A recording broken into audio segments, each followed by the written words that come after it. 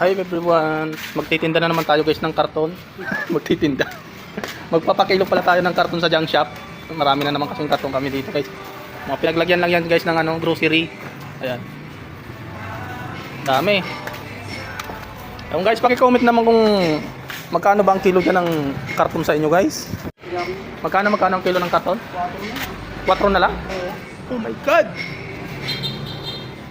4 na lang pala ang kilo ng karton. Sa amin. Ayan siya guys. Pero okay lang.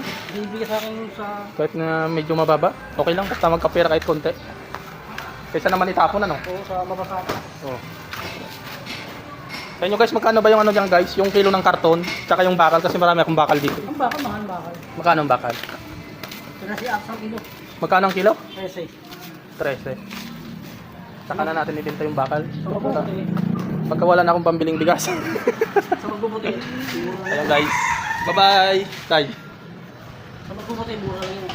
Tatay. Taga-deliver ko ng karton si tatay.